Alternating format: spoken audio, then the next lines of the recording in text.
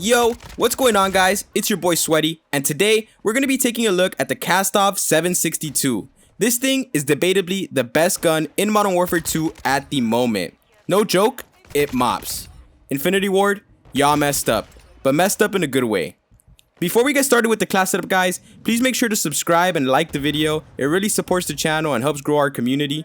With that being said, let's jump straight into the class setup. So, as you guys can see on the screen right now, I got the Kastov 762. I'm currently rocking it with the gold camo, and boy does it look good. I highly recommend all you guys to get your camo challenges done in this game, as they made it relatively easy to achieve them, and it's not too much of a grind, but totally worth it. I mean, I feel like El Chapo every time I use this thing in game. It's absolutely sick.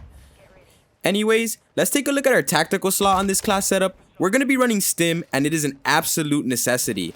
Health in this game regenerates a lot slower, and without it, you're going to be finding yourself dying a lot more than you should be dying because you're waiting for your health to regenerate. So 100% Stim, this is a must. Moving on to our lethal slot of the class, I personally like to run Semtex. But if you guys want to mix it up, you could throw a proximity mine on there, a C4. I feel like this is more personal preference. So whatever you guys are more comfortable with, I recommend you use that. Now for the perks of this class, the two base perks are Bomb Squad and Scavenger. I'm running Bomb Squad because it's been too many times that I'm sitting on an objective, about to engage in a gunfight, and I just get blown up by a nade and don't even get a chance to defend it or to engage in the gunfight. So I feel like Bomb Squad gives you that extra chance that you wouldn't have had without it. I'm also running Scavenger as one of my base perks because I've noticed without it as I've been playing, you run out of ammo really fast in your weapons. So if you're in the middle of a kill streak and you run out of ammo, this is a big inconvenience. Now you have to go looking for a munitions box or pick up a gun on the floor to be able to continue your kill streak. With Scavenger, I don't have to worry about any of that. I always have ammo, never really run out of ammo, and I just don't have to stress it at all. For my bonus perk, I'm running Fast Hands. It just helps with your reload time, your weapon swap. It makes everything move a little bit faster and makes your gameplay a lot more smoother. So that's why I'm running it as my bonus perk. And for my ultimate perk, I'm running Ghost. The reason I run Ghost is because it helps me stay undetected. I can maneuver around the map a lot better, put myself in better situations to win more gunfights. So it's definitely a must.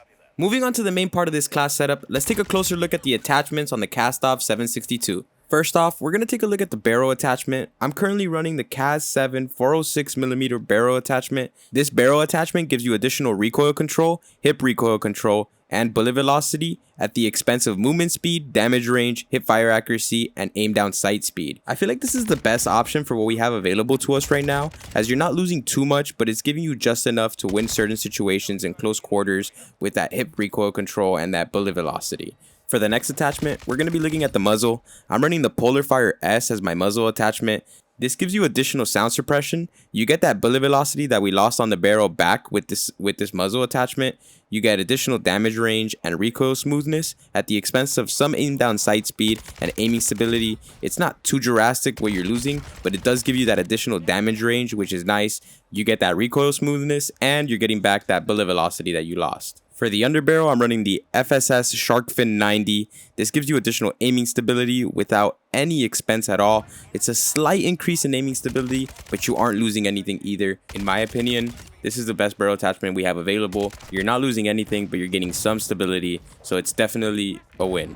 For the optic, I'm using the Cronin Mini Pro. Now, in order to get this optic, you're going to have to play with the Expedite 12 until you get it to level 7 in order to unlock it, but I 100% recommend it. The way they made unlocking attachment in this game is a little bit tedious, but I feel like it's a good way to get people out of their comfort zone, making them use guns that aren't the meta.